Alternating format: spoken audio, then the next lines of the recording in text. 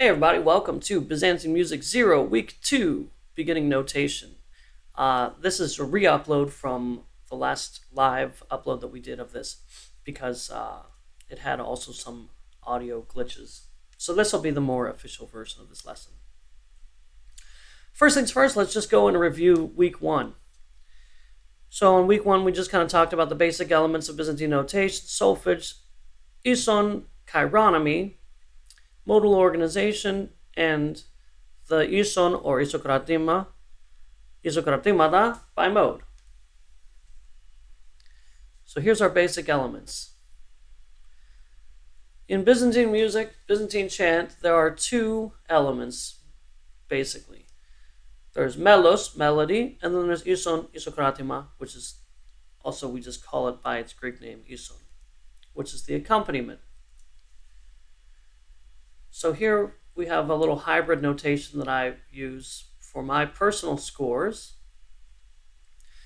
This is in second mode, soft chromatic.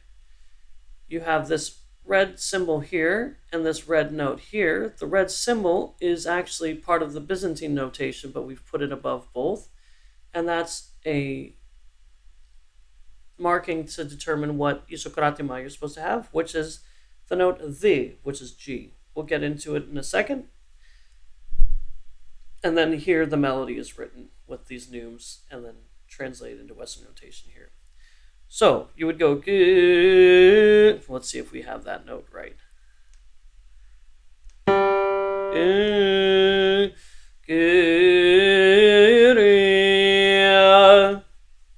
And then your ison would be down the octave. And you just would hold that for the entirety of the duration of the piece or until you see another symbol like this. Moving on. We have solfege. Solfege is written in the same way that we have Western solfege, do, re, mi, but we have a different set of notes. It's ba, vu, ga, di, ka, zo, ni. Right? And these are the symbols for it. However, this is kind of a not very accessible way to teach this, so we're going to not do it that way. We're going to learn the solfege so that it corresponds with do, re, mi, or C through C major on the piano, all the white keys, like this. Do,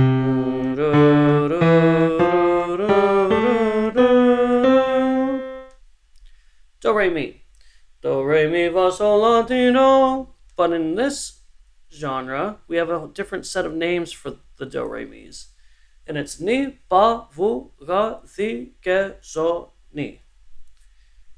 That's transliterated into English or Latin characters. These would be the symbols that you would see as an isokratis that would say, okay, you need to have a ba, ison. You need to change it to zo if you see this. You need to change it to the if you see the delta. And they correspond to do, re, mi, fa, sol, la, ti, or if you're European, si, do, ni, fa, vu, ga, di, ge, zo, ni. Also corresponding to C, D, E, F, G, A, B, C, as we played on the piano here.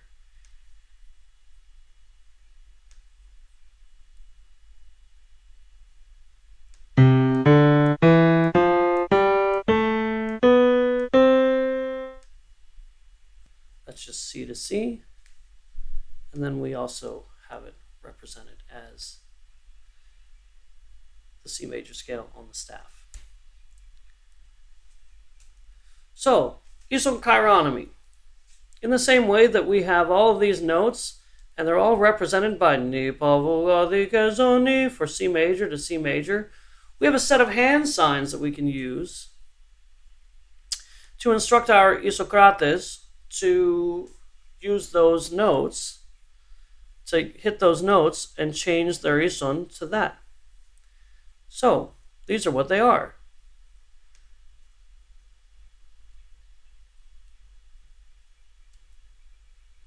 Starts with a fist. Ni. And then with every note that goes up, you add a finger.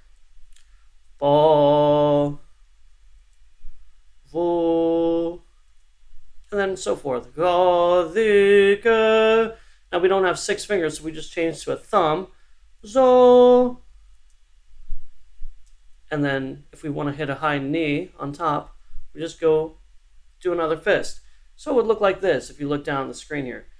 Ni zoni. And what I'll do a lot of the time is if I want it to be ni, I'll do the as the 4, but I'll try and angle the fingers down. Ni,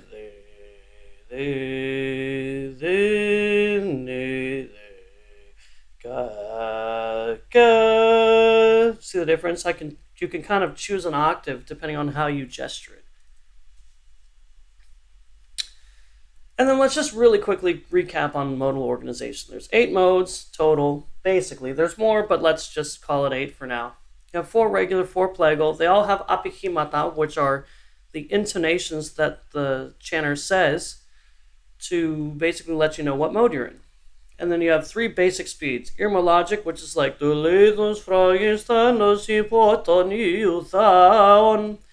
then you have Synchronic, which is like your Lord I've Cried.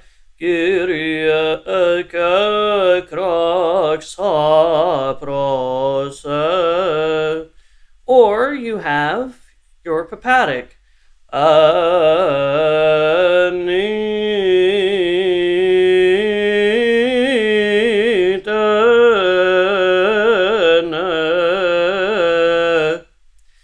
And those are the 3 basic speeds.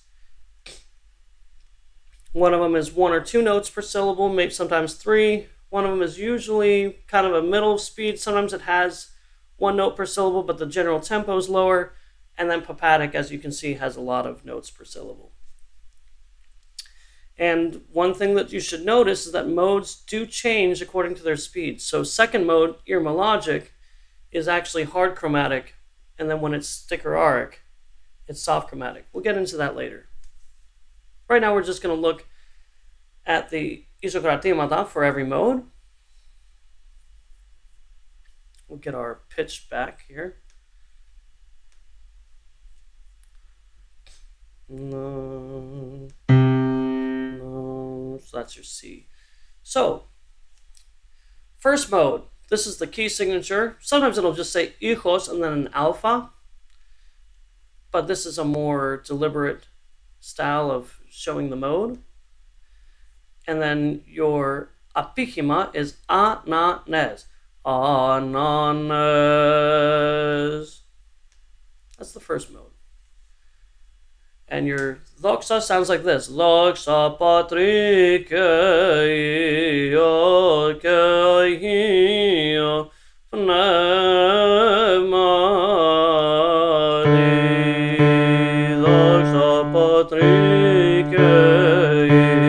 just playing the E-song a little bit with the piano. Maybe we'll do that for the rest of them.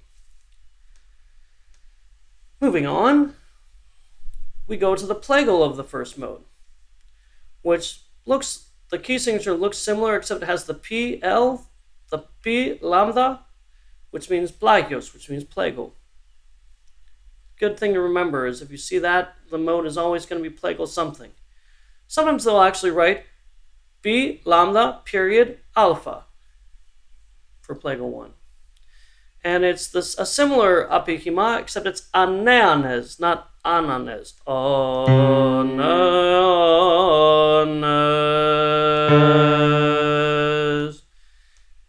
And it sounds a little something like this. Moving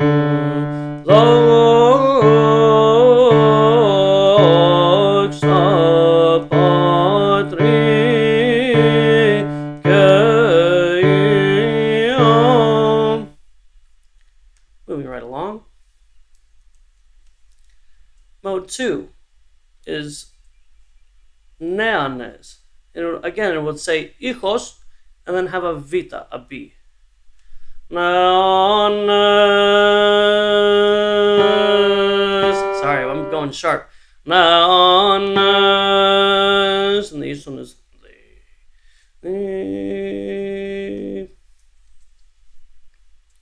and it's soft chromatic, and this is what it would kind of sound like.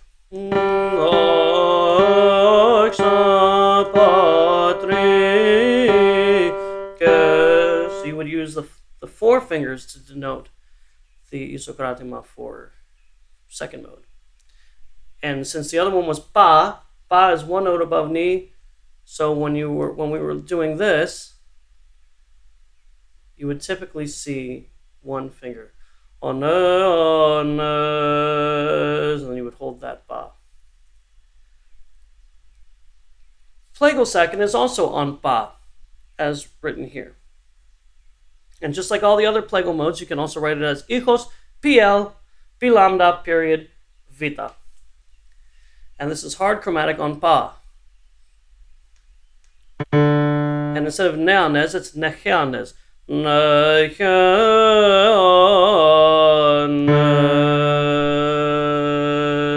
you would have one finger for the isokratima, which is ba, one note above C. And this is how it kind of sounds. Anyway,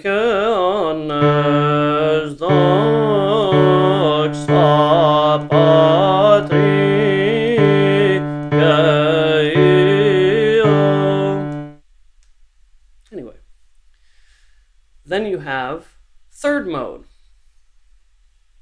Looks like this. Sometimes it'll say hijos gamma, which is this character right here, if you're not very Greek familiar. And that means third mode. And it's na na. No, no.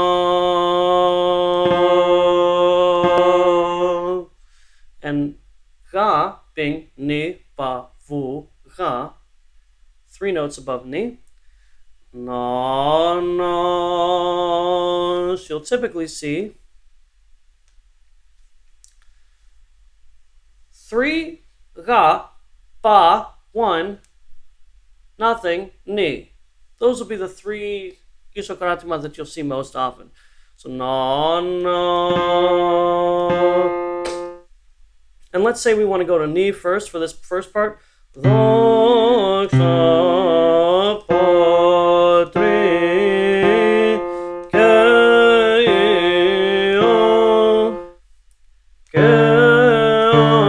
how I went to one finger here.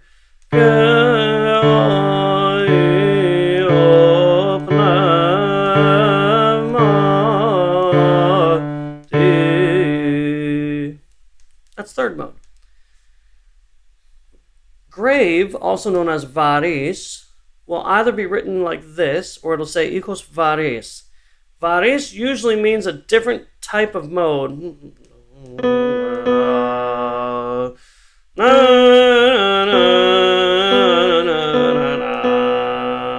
So it's a difficult mode to teach. So most of the time, people that I know, unless they're very experienced chanters and have a very experienced choir, will use just what we kind of playfully call plagal third instead of varis, which is just also on ga.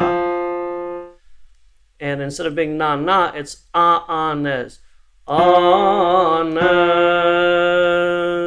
And you basically see ga, 3, and ni, fist, nothing. So you'll hear it sound something like this.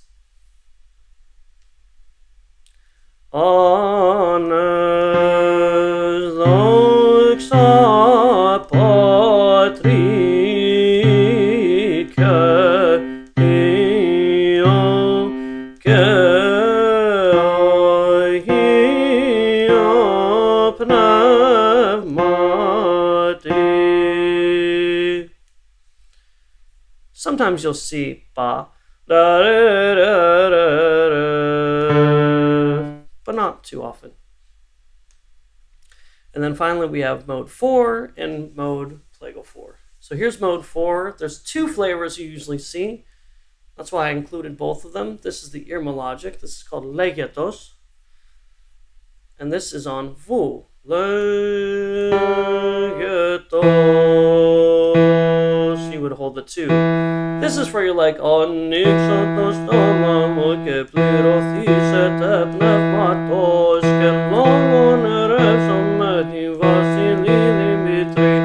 sometimes sometimes goes down to pa que avziso mefedros manigerizo yaso yithoma nostaftisathamata, something like that. And then you have your melodic, which is sounds a lot like first mode, but it has a lot of periodic phrases that go up to vul, which would be the chironomy would be 2 fingers. So you'll hear that here. I'll demonstrate that here.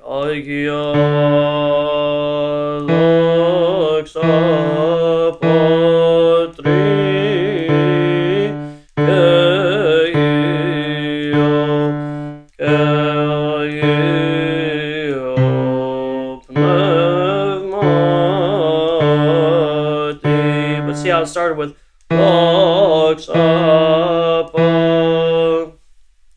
just part of the modal construction of the melodic construction of that mode. And now we have plagal fourth, which is what we're going to actually look at most of the time when we're looking at any kind of reading or anything else. We'll just use this because it's on ni. So we have ni, so we can use our solfege like do, re, mi, and not have to worry about anything else for these first few lessons. And again, the key signature can also be written hijos like this with B lambda period and then a delta, a D. And then I'll say that it's plagal fourth. And it'll show you ni. There's also plagal fourth on ga. That's for a lot of the time your apolitica, like Evlogitos y Simon for Pentecost, or the hymn of Holy Trinity, as it is for our parish, which is Holy Trinity.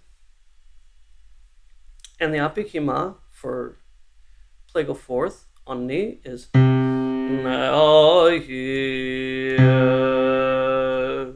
if you were going to have it on ga, it would just have a ga written here, and you would go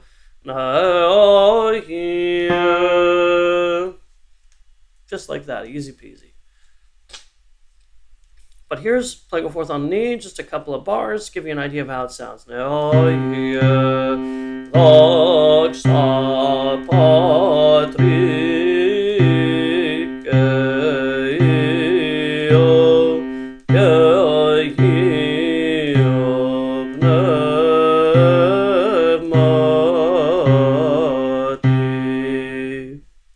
That's it.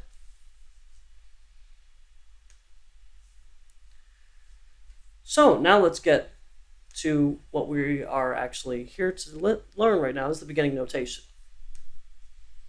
That was our little recap. The topics of this week will be the fact that it's an intervallic notation as opposed to an absolute notation like Western music. Basic components of how the notation is organized. What zero neumes are, what ascending neumes are, and what descending neumes are. This will all make sense in just about 30 minutes. So, intervallic notation, what does that mean? Intervallic notation means, as you can see here, this is the notation for Byzantine music. It's a script, it's a calligraphic script notation. And as you can see, if you put the same note over and over again, the musical representation of it here on the staff actually shows it going up in diatonic thirds constantly.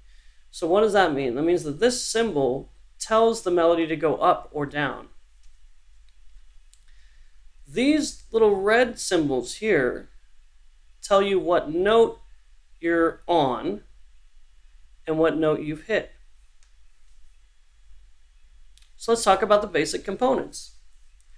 Here's your key signature as we just talked about. Here are your isokrati mata markings, which we also just overviewed.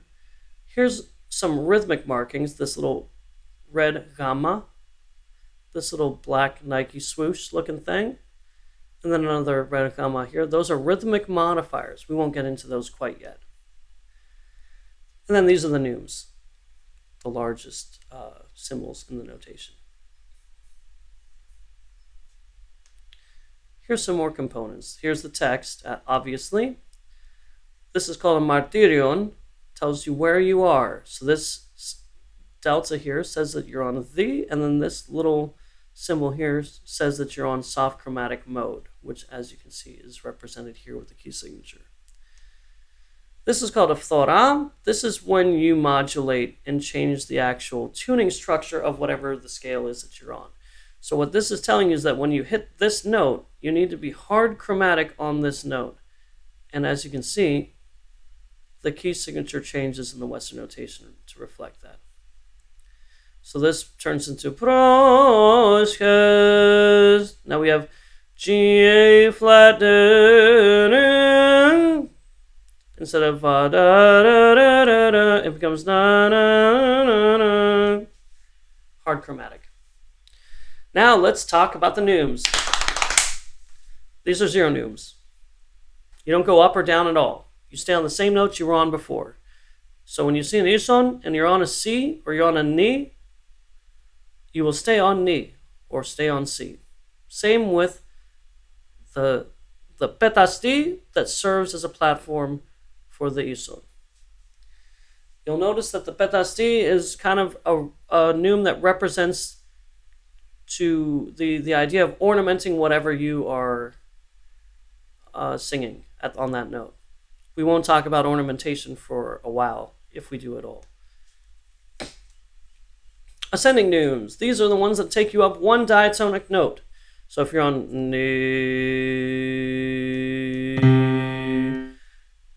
and you want to go up one note, you would either write an oligon or a petasti or kendimata. And it'll get the effect of ni ba. So see how it goes to ba here. Ni ba, ni ba, ni ba. And in Western notation, you can see it's also still represented as going one note up. Which, if you've been following the Western music thing, means you're alternating between lines and spaces. That's what one note up diatonically means. Now let's look at ascending neumes that go up by two. C, D, E, ni, ba, vu. So this will sound like this. Ni, vu, ni, vu, ni, vu. And these are the three ways that you can write that. With an oligon with kendima below, an oligon with a petasti together, and then a kendima next to an oligon. As we move on, you'll start to see how the oligon turns into serving as a platform instead of being a representative of going up a note by itself. Same with the petasti, you'll see. Going up three. Kendima above is going up three. Ni, ba, vu, ga, ni, ga, ni, ga. So you go from ni to ga. And it's one kendima above. And at this point, from this point forward, the kendima and petasti just serve to delineate whether it's non-ornamented or it's ornamented. See? Ipsili goes up five. Ni, di, ni, di, ni, pa, vu, ga, di. Up four, sorry. Also known as a perfect fifth in Western music. I consider it a perfect fifth, but you can also call it going up by four. Ni, pa, vu, ga, di. Right? Ni, pa, vu, ga, di. Ni, pa, vu, ga, di. Ni, di, ni, di. Now you go up by five. Ni, ke, ni, ke. Same thing. Ipsili, but it's on the left-hand side, showing that it's a fair bit higher than the psili on the right side. And it's, again, using the oligon and the petasti as platforms to let you know whether or not it's ornamented or non-ornamented. Now you have the ipsili and the kendima. They add up together and they become plus six. Ni, zo, ni, zo. Just like that. Up. Ni, pa, vu, ga, di, ke, zo. And then if the psili is on top of the kendima, it means it's an octave. Ni, ni, ni, ni. So as you can see here, look on this right-hand side as the petasi just stays in the same spot pretty much. And then you'll notice over on the other side here, with the oligon as the platform, the same upper structures are on top of it.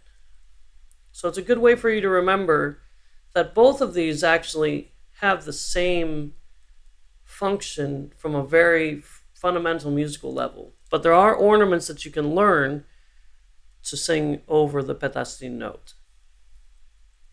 Now let's look at descending neumes. So as you can probably surmise, luckily we have a system here.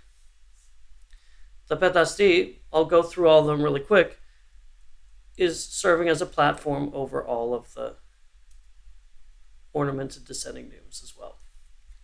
The first descending neume is the apostrophos. Nizo just means you're going down one diatonic note. Nizo. And the same thing with the petasti underneath. Then you go down to nizoke, nike, nike, for both the ornamented and non-ornamented. And then you have going down 3, nizoke di, ni, parara, 1, 2, 3, ni, di, and you can see it's written here, ni, di.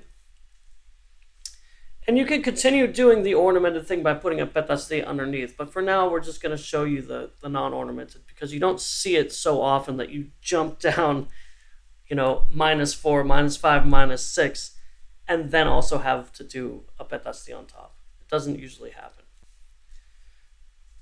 So this is called a kamili. Ni zoke diga -4. Ni 1, 2, 3, 4 ga ni ga -5. Ni zoke diga vu 1, 2, 3, 4, 5 vu ni vu. These are hard to sing, by the way. Don't expect to nail these. And then -6. Ni zoke diga vu pa ni pa, which is a kamili and an elafron together. They join forces and create a -6. And I didn't mention, but -5 is also kamili, and then add another on top of the kamili. So -4, add another one, which is an apostrophos. Add another 2, which is an elafron. That's how that works. And then add 3, which is the elafron and the apostrophos. Ni, ni, which will give you an octave. So, I'm going to just leave this up here for a second and see if you guys can figure out what this is. You can cheat and look at the Western music and probably figure it out very fast. But what I would do first is try to go back and forth between these different slides and see if you can figure out what the melody is. It's a familiar melody. And that wraps it up. So pause it here and try to figure it out. Take some notes. It's a good thing to try to write these down and get an idea for what they actually mean. That actually helps you a lot when it comes to retaining the meaning of all these symbols. And next week we're going to look at reading exercises. So we'll let you know what this is. And by next week I mean in a couple of hours, because we just started redoing this lesson right now. And we're doing week 3's lessons today as well, because last weekend was our Greek festival and we didn't have a lot of time to go live and do anything like that because we were all working. So we'll see you this weekend for week 4, but stay tuned for week 3's lesson, which is going to be reading exercises. We'll see you next time. Thanks.